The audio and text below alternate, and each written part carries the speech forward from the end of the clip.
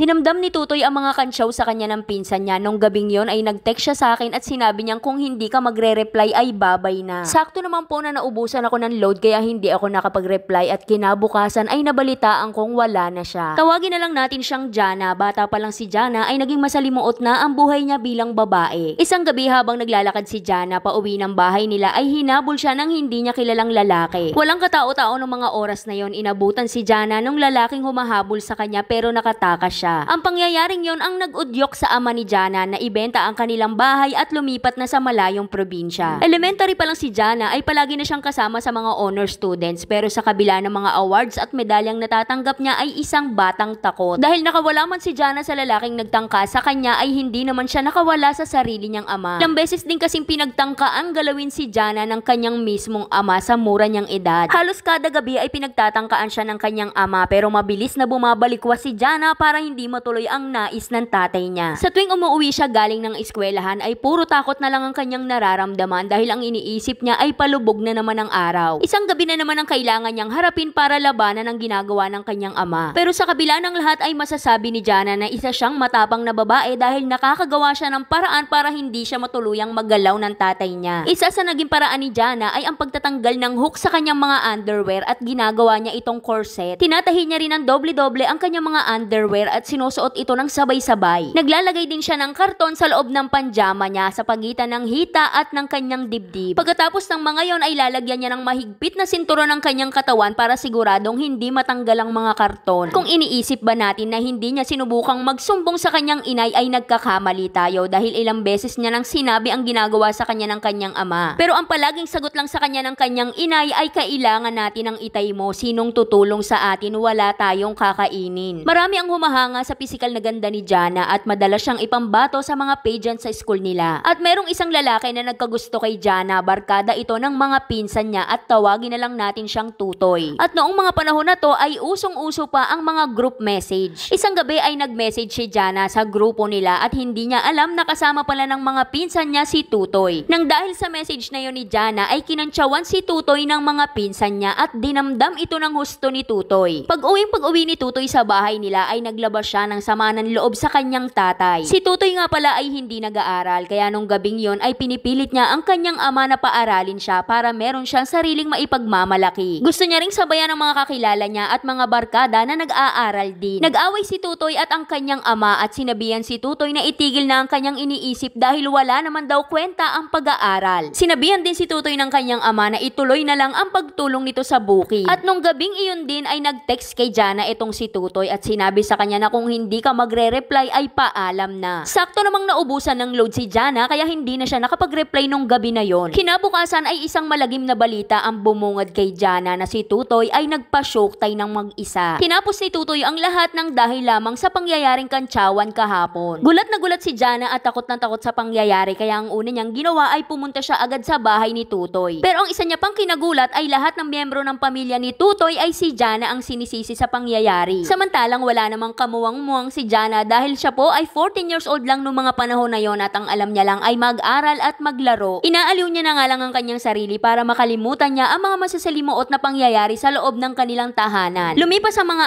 araw ay lalo pang lumala ang sitwasyon dahil ang pangyayari kay Tutoy ay nabalita pa sa radyo. Na ang pangyayaring iyon ay dahil daw sa isang babae at alam ni Jana na siya ang tinutukoy na babae. Pagpasok niya naman ng eskwelahan ay naririnig niya ang mga nakakasalubong niya at sinasabihan na huwag kayong lalapit diyan dahil baka ma-shoktay din kayo. Pati na rin ang sariling magulang ni Jana ay siya na rin ang sinisisi sa pangyayari. Wala siyang naging kalaban-laban sa mapanghusgang mata ng lipunan at buong high school life niya ay nasira ng dahil sa pangyayaring yon. Noong first year high school si Jana ay top-notcher siya pero nung pagkatapos ng pangyayaring yan ay inilagay siya sa lowest section. Hindi ito agad-agad natanggap ni Jana dahil alam niya ang kanyang kapasidad sa pag-aaral. Nang dahil sa isang kasalanan na hindi niya namang ginawa pati ang kanyang pag-aaral ay nadamay na. Galit na galit tuloy si Jana kay Tutoy noong mga panahon na to kaya isang beses ay binisita niya ito sa sementeryo. At sinabi niyang masaya ka na ba dyan? Ikaw nagpapahinga ka samantalang ako iniwanan mo ko ng napakaraming galit sa akin ng mga tao. Dahil kasama na rin ang mga kapatid ni Jana na napapaaway sa eskwelahan dahil inaasar na rin ito ng kanilang mga kamag-aral. Pati ang kanyang nanay ay chinichismis siya sa kanilang lugar kaya madalas napapaaway si Jana. Hindi nagtagal ay hindi na kinaya ni Jana ang lahat ng pangyayari kaya gumawa siya ng paraan para makatakas sa buhay na meron siya. siya. May isang pamilyang umampon kay Jana at kumupkup sa kanya, naging magaan ang buhay niya sa puder nila. Naging napakabait sa kanya ni Aling Nena at pinaramdam kay Jana na para siyang tunay na anak. Gayon na rin ang mga anak ni Aling Nena na parang tinuring na rin siyang sariling kapatid. Ang pamilyang ito ang tumulong kay Jana at tinulungan siyang makabangon muli sa buhay. Noong magka-college na si Jana ay nagsabi sa kanya si Aling Nena na baka hindi na siya kayaning paaralin pa. Gustong-gusto niyang makatapos ng college kaya lahat ng mga eskwelahan na nag-o-offer ng scholarship ay pinuntahan niya. At sinuwerte naman na nakakuha ng scholarship si Jana kaya nakatungtong siya ng college. Nakatapos si Jana ng pag-aaral sa tulong ng mga scholarship at sa tulong din ni Aling Nena. Ngayon po isa na siyang manager sa isang restaurant sa Riyadh. Hindi ko po sinasabing gawin nyo ang mga ginawa ko noon habang may gustong gawing masama sa akin ng aking ama. Gusto ko lang i-share sa inyo ang naging paraan ko para protektahan ang aking sarili sa ganong klase ng sitwasyon. Iniisip ko kung hanggang kailan ko kailangang hindi maging komportable sa aking suot. Yung mga panghigpit para lang hindi mahawakan ang aking katawan, napakahirap matulog nang iniipit ang sariling katawan. Kahit gaano man kadilim ang pinagdaanan natin sa buhay, nasa atin ang kapalaran. Magpakatatag tayo at tulungan natin ang ating sarili para makawala sa rehas. Magtiwala lang tayo sa Diyos dahil may mga tao siyang ibibigay sa atin para matulungan tayong kumawala. Hanggang dito na lang, Ate Charis. At para sa mga gustong sumulat, dito lang po yan sa ating Facebook page na Saycarp. Huwag kalimutan mag-follow para updated ka everyday. Kaya yun lang. Like and share para alam mo kung anong alam namin bukas. Bye-bye!